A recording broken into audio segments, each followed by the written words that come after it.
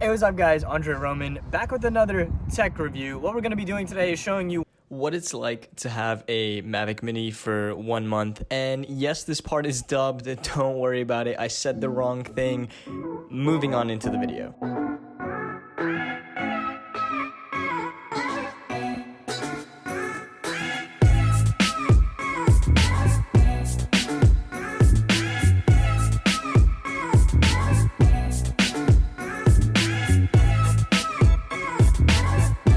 Alright, so what's it like owning a Mavic Mini for a month, and who is this for?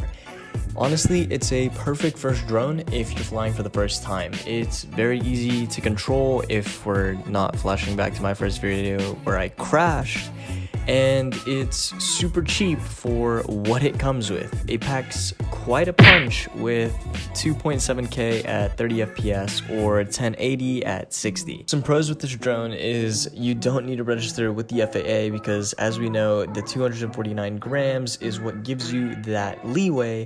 If you really need to, it fits in your pocket because it's that small. It's very travel friendly. Also, something that's this small you wouldn't think would be able to handle it this well, but the wind is combated pretty well by the Mavic Mini.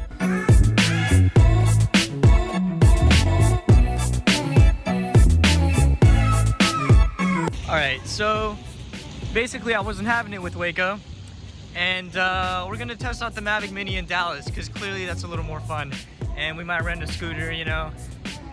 Today's gonna be a fun day.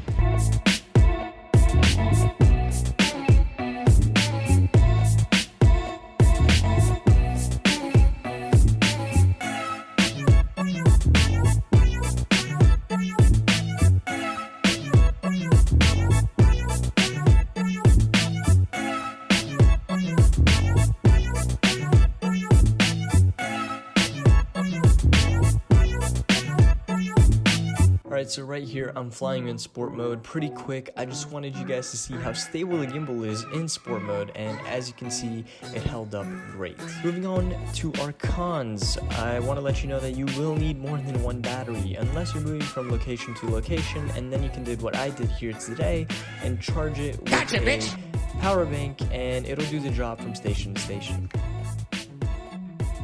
I've been driving for them a year ago. Nice. And then this January I got hit by a teenager. They paid for it, right? Yeah, they haven't yet, but they offered me money, but it's too low. Alright, so really quick story time. This Uber driver got rear-ended by an 18-year-old kid in a Ford GT Mustang. Really quick, what I want to say is I've driven the EcoBoost and the GT, and stock, they have really decent brakes. There was no reason for this person to have rear-ended the Uber driver other than the fact that they were going a little too fast. So kids, drive safe, and parents, stop giving your kids really powerful cars that you know they can't handle at a young age. Thanks.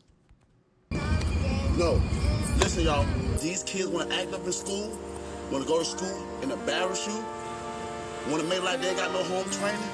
So I told my son, don't go to school embarrass me no more. So this drone can't really be flown in neighborhoods. Only reason being is because if you fly it super far away, you're gonna lose connection because all of the houses surrounding you.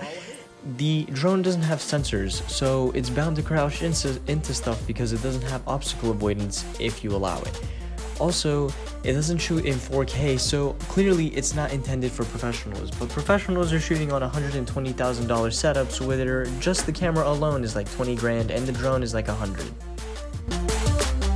Don't embarrass me. I told him, don't embarrass me, no.